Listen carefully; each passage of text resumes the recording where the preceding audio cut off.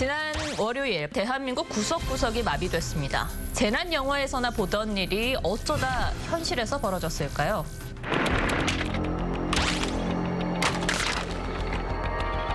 지금은 음성사섭에 연결할 수 없습니다.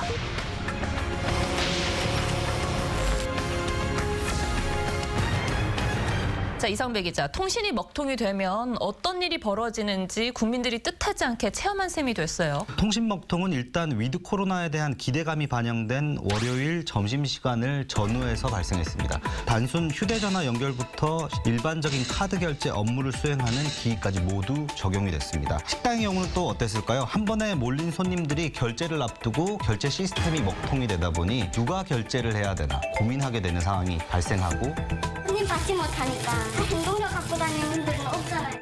왜 안 되냐, 내 카드가 잘못된 거냐, 안 되는 이유를 아무도 모르니까 저희도 계속 해봤는데 안 돼서. 저는 그 시간에 약국에 있었거든요. 그런데 사람들이 엄청 밀려 있는 거예요. 알고 보니까 이 처방전을 입력하고 또 약을 제조하는 게 다 인터넷을 통해서 하더라고요. 일단 피해 사례를 모두 열거하기 힘들 정도로 많은 사건들이 발생한 건데 통신시설이 왜 국가 기관 산업인지 알 수 있게 하는 한 단면이기도 합니다. 그러면 이 먹통으로 인한 피해 규모가 집계된 게 있습니까? KT의 이동통신 가입자만 1,750만 명, 네. IPTV 900만 명인 걸 고려했을 때 집계 자체가 쉽지만은 않을 것으로 보입니다. 일단 KT가 피해 보상은 약속을 했는데 아직 확실하게 나온 건 없죠. 네, 아직까지 발표된 건 없습니다. 일단 KT는 소상공인 대상 특별 보상책을 준비하고 있다고 밝혔습니다. 전체적으로 얼마나 어떻게 보상할지에 대해서는 아직은 윤곽이 잡히지 않고 있습니다.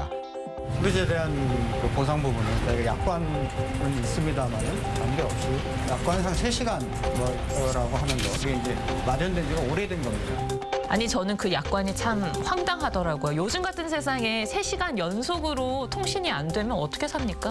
그래서 이 약관들 좀 알아봤는데요. 약관의 기준 언제부터인지 보니 2002년에 정보통신부가 기존 4시간 기준을 3시간으로 강화해서 약관에 명시하도록 했습니다. 그러니까 한 20년 전에 만들어진 그렇습니다. 거예요. 당일 KT가 오락가락 발표한 게 또 문제가 됐어요. 디도스 공격이라고 해서 경찰까지 출동을 했잖아요. 네, 사실 이번 사태가 커지게 된 이유 중에 하나가 이 KT의 어설픈 대응이라고 볼 수 있습니다. 대규모 디도스 공격 발생으로 파악된다고 오후 12시를 전후한 상황에서 발표를 했던 건데요. 디도스가 아니라는 징후가 곳곳에서 나오니까 2시간 후인 오후 2시쯤에 면밀히 확인한 결과 네트워크 경로 설정인 라우팅 오류를 원인으로 파악했다고 사실상 입장을 선회한 건데요. 이미 경찰청까지 사건을 접수해 KT로 출동하고 난 상황이라서 사건 당일 참 웃지 못할 상황들이 많이 발생했었습니다.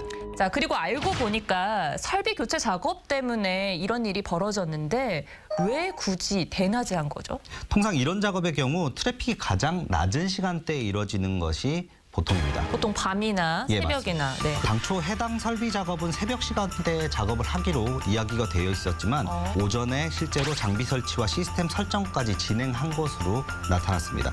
이 과정에서 빠뜨린 이 명령어 한 줄이 바로 엑시트를 안 한 상태에서 이후에 라우팅 오류로 인해 전국적인 인터넷 장애가 사실상 이번 사건은 이런 제도와 규정을 무시하면 어떤 무시무시한 결과가 나오는지를 보여주는 전형적인 인재라고 볼 수 있습니다. 자, 그럼 마지막으로 KT의 통신 먹통 사태 한 줄 톡으로 정리를 해보겠습니다. 네, 대낮에 암흑이라는 표현을 좀 쓰고 싶습니다. 예. 일상으로 돌아가는 준비 체계에서 이런 통신 장애가 우리 삶을 얼마나 힘들게 할 수 있을지를 보여준 단면을 제시한 하루였다고 볼 수 있고요. KT는 당일 AI 관련된 신사업을 기자들에게 설명하는 자리를 가지기도 했었는데요. 이익 창출을 위한 도전도 중요하지만 본연의 업무부터 제대로 해야 된다라는 지적도 피할 수 없는 하루였습니다.